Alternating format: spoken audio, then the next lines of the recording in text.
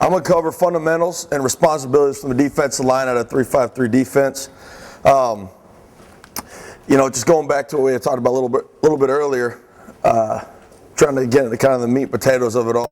When we first got up there, I really didn't know what to expect out of an attack style defense. I had 1 year experience with a really blitz style defense.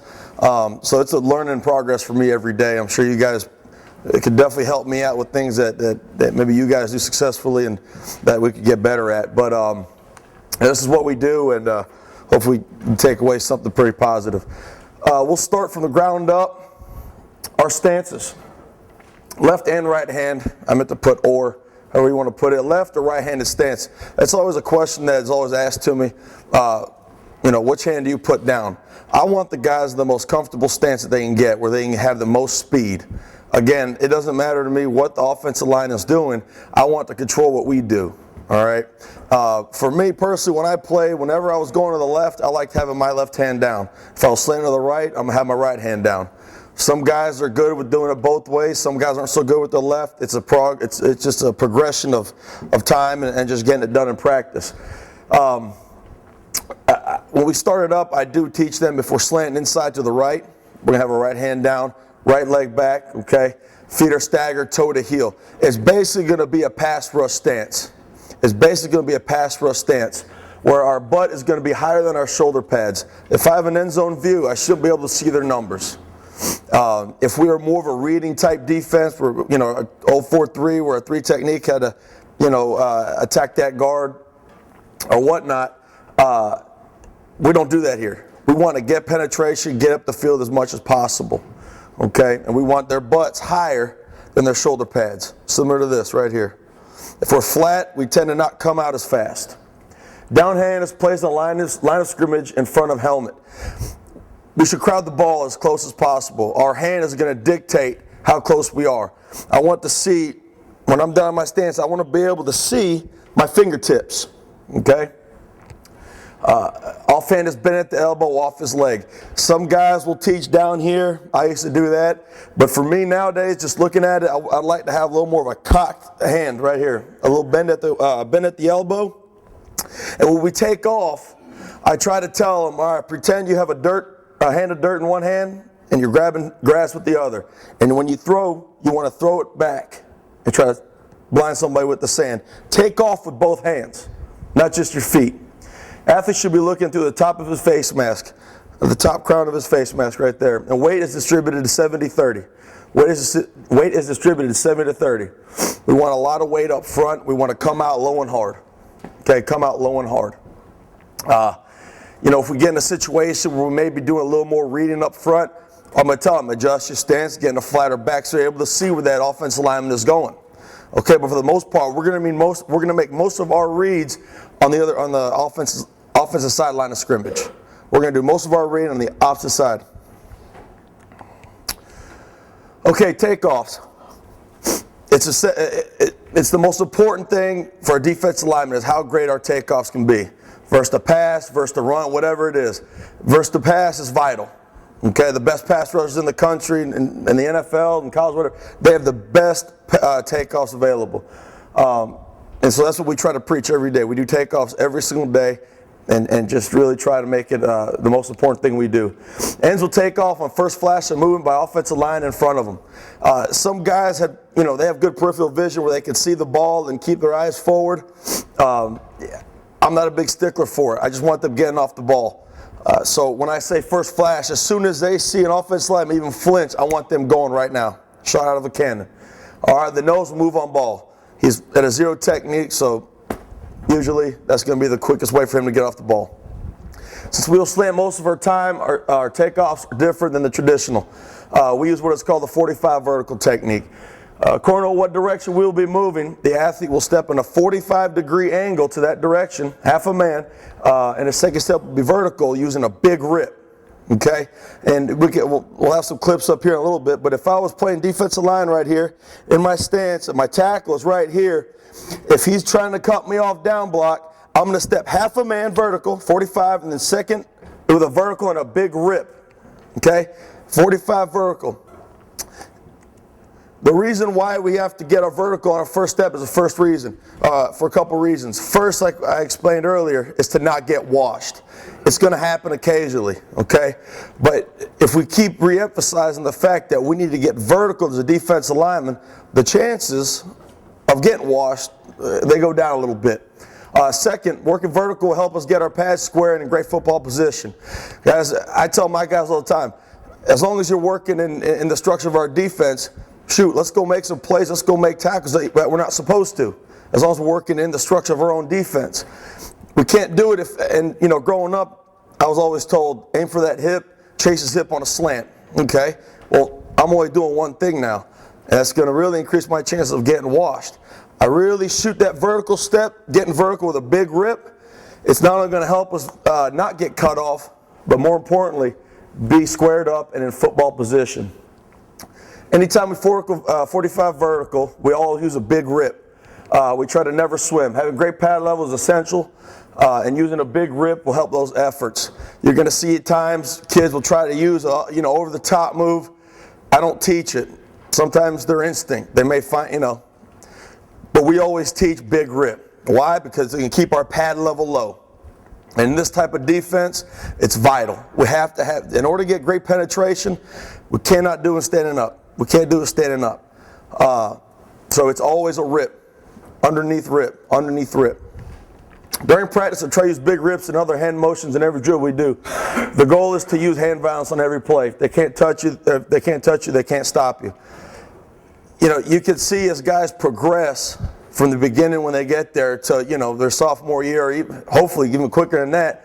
But seeing when they start using their rips, there'll be times where it's just in their memory so hard where if with the offensive tackle down blocks, we're still shooting a rip. That's what we want to have. We want to have muscle memory. If they can't touch you, they can't stop you.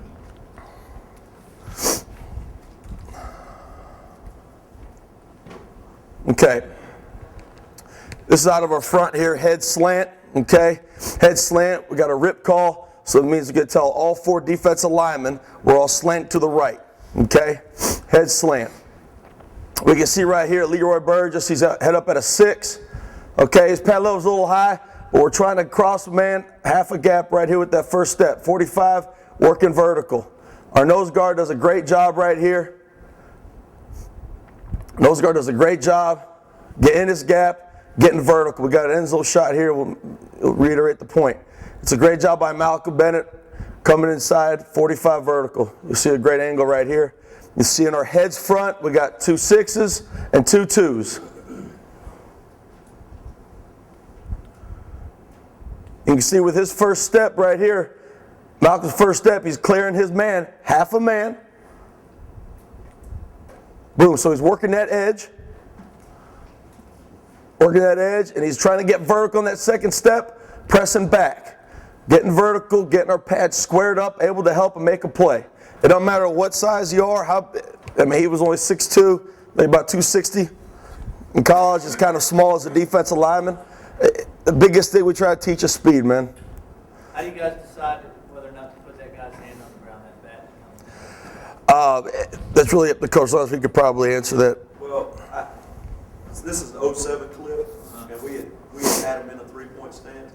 The reason why I wanted to change back, you'll see in 08, we were all 2-point stance. The reason why I changed is running out of practice time to get them good in a 3-point stance. And so we just kind of started trying to blend it in with what they would be at a normal linebacker depth and try to work it that way. So that's kind of why they're in 2-point stance. Okay. Falcon strong dog. We're in our base alignment, 4-0-4. We're going to watch Lemon here.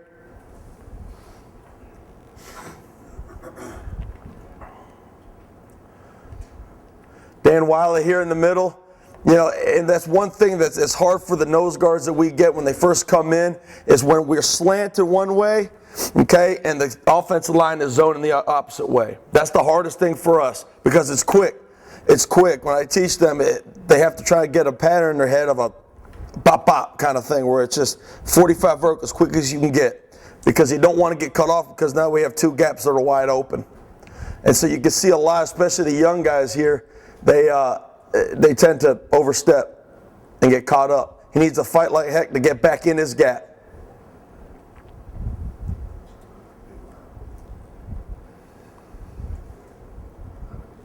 We had a jack step out here. He may be a little wider than needed to be, but he took a 45 vertical step, 45 vertical inside the tight end still. It's versus the run, so we're still inside our C gap. Pads are squared up, able to make a play backside. Okay? Is your middle linebacker read or going Middle linebacker, he's blitzing. He's blitzing that play side A gap, or sorry, strong side A gap. And I guess he saw that in WWE. Under cyclone whip, okay, we have a whip going on. Now, out of a 4-man front, we're going to be at a shade look, okay? So some guys are going to have to tighten down a little bit to make sure that we get in our gap, okay? Whip, again, tells all 3 defensive linemen they're going to be slant to the weak side, okay? So here we go, we had a 5. We're trying to get 45 vertical. 45 vertical, that back step. Get your head in your gap, rip through. And always emphasizing big rips. You know, coming from the shoulder, we don't want to see a lot of guys do this, and it's worthless. You got to come up big all the way to the sky. When we're at practice, we're always ripping up to the sky. Could you run that back one more time? Yes, sir. Are you leaving the line covered? Sir? Are you leaving the line covered? I can't do it. The blitz is coming outside. We got cyclone whip. This dog and bat are going to be going. It's a rip call, so it'll be. Liz.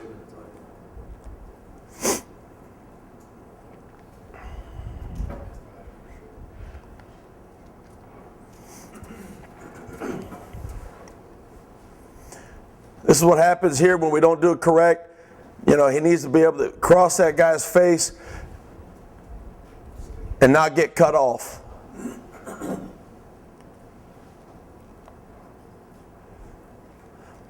Here on the backside, Tory ball right here. It's kind of like the stance we're talking about. Butt is higher than his helmet, butt is higher than his shoulder pads, his arm cocked right there. He's going 45 vertical outside, throws a nice big rip. Great football position to make a play.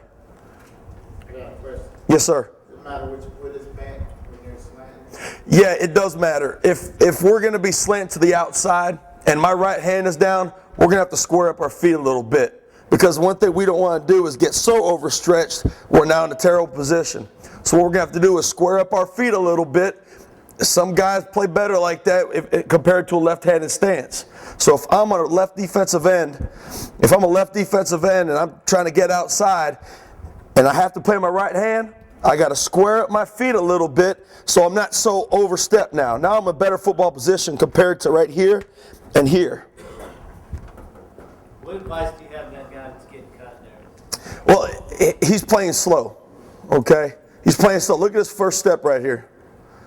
He had a problem with this all year where he would gather his first step. See that? He was doing this touch and go. I don't know where it came from, but his first step should be gaining ground at a 45-degree angle. And he was always doing that. I had to literally stand on his feet in order for him to slant one way or another. And he got better with it, don't get me wrong, but especially in the college game, you can't waste time with bad steps. You just can't. And see that little tap and go? Boom. Gets him cut off. Okay.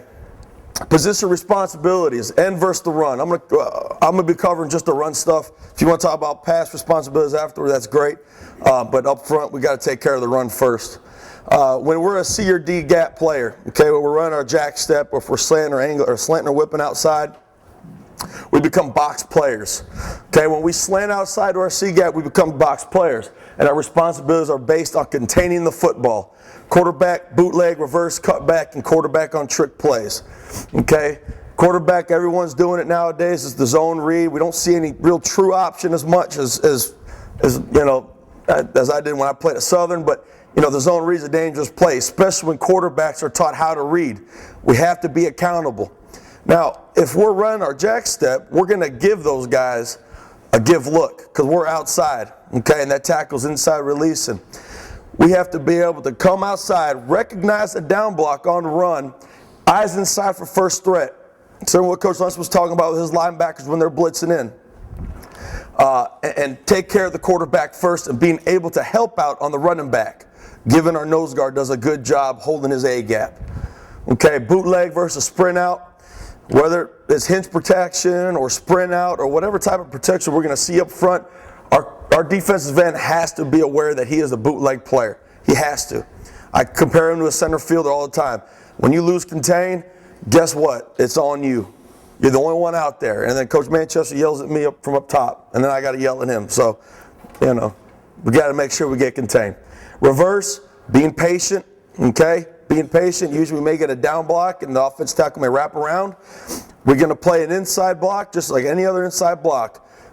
We see inside block, we go outside. Our eyes are inside for first threat. There's nothing coming. We've now become a trail player. We never cross the line of scrimmage until the ball goes. That helps us out versus the reverse. A lot of times you're going to see guys do this and then bail. Just be patient. Be a trail player and make sure nothing's coming backside. And quarterback on trick plays. Sometimes they'll have a play, where they're tossing it out and the quarterback runs. That's our responsibility. Quarterback is our responsibility.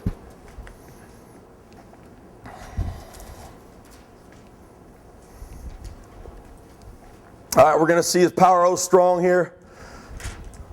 Coming right here.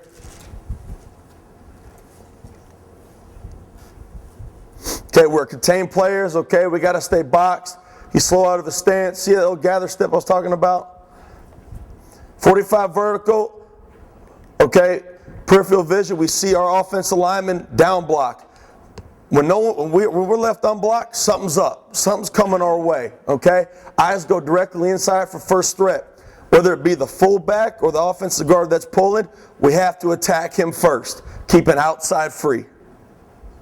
Okay, forcing him back inside. TJ does a good job. He hunkers down as close to the line of scrimmage as possible, recognizes it, and attacks the fullback. Sorry, guys.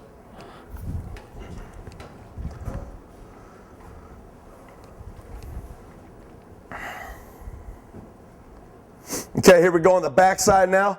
Leroy Burch is from 07. He's playing at NC State, 300-pound defensive end. I don't know how the hell he did it, but he's pretty good at it. All right, we want to keep his shoulder pad square. We're giving the guy a what? A give read.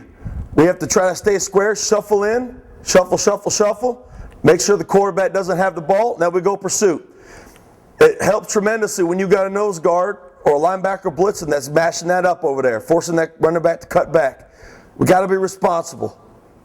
It always seems like the one time where our guy falls asleep, that's the time where they break one. So he always has to be aware. Does he also take care of any throwback type of stuff? Like all that backside stuff? Back to the quarterback, yeah. I mean, we, like Coach Manchester was talking about, we always preach and talk about swimmer of the football, and there are times where we do get kind of kicked in the butt, but trick plays usually shouldn't beat us, But again, he is the quarterback player, so if the quarterback does take off for a throwback play, technically it's his responsibility. Now you see back here on this other side, Beard, we'll talk about this later, but he comes in too much and he gets caught up with the offensive line, gives us his chest, and he's dead. He's a dead player. You can't do that when you're small like that. Okay? Buckwhip gray. It's going to be a versatile pass right here. This is Dan Wiley, Marquis' brother. Now, he's going 45 vertical. Need to do a better job of following through with his rip. Okay? Boom. He recognized it. Down block. Hunker down the line of scrimmage and check out where the quarterback's going. Check it out. Keep your shoulder pads square. Flatten out if you need to. Hell, it'd be awesome if you made the sack, but our biggest thing is not lose contain.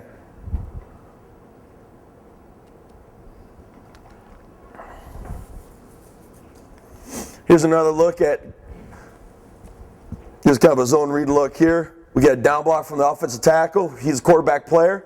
But we got to shuffle in to help out on the running back. Shuffle in. The way I was taught was get your hands on the tackle, squeeze them down 2 or 3 steps, let them go. You're a dive player. Well, the game's changed a little bit, especially for what we do. We've got to shuffle in, stay in square. We're still quarterback players because we see nowadays, quarterbacks really mesh that in there and ride it in and then pull it last second because they're waiting for that defensive end to just go. All right, and bail inside. But he can't. He has to be patient, shuffle, shuffle. As soon as you see it, boom, commit to it and go. Okay, when we become B or A gap players, okay, where we're slanting inside, whether it be a normal slant or a big stick, we become spill players. We want a wrong shoulder, however you want to call it. We want to get inside of the first threat that we see. Okay, if offensive guard pulls away, chase hit. We're not contained players anymore. All right, we're coming this way and we're in the backside of a power O or whatever, and the guard's pulling, boom, getting his back hip, go make a play. Go make a play. If it's the guard and the tackle pulling, get in between and try to make a play. Take a blocker out. If offensive guard and offensive tackle double, fight one-man surface and split. Okay, and it's all based off our 45 vertical, and we'll get into that a little bit later. If zone 2U, get vertical and B-gap and penetrate. If we're slanting inside and the offensive linemen are zoning to us, we have to make sure to not overstep again our A-gap. Because now what happens? Our guard and our tackle have free release on the linebackers and dogs. That's when we have an issue. So as soon as our defensive lineman sees them coming, boom, fight vertical right now and get inside and penetrate. Okay? If zone away, get vertical and B gap, eyes inside, look for puller, spill or cutback, okay, versus zone. If zone is away from us, all right, get vertical in our gap and get eyes inside, look for puller. Again, we become spill players. If offensive guard drive blocks, eyes and hands attack the offensive guard, keep an outside leverage. Drive offensive guard back inside to collapse the gap. If we're coming inside and they may be running an inside ISO, boom. If we can't beat them with speed, with that hand, get it inside, great leverage, and collapse that gap. Lock it out. Goes back to fundamental football. We'll have some guys that we're blessed with that can just outrun it, get outside the guard, and go make a play backside. Okay? Once in a while we'll get that. But if not, we cannot get driven back versus drive blocks.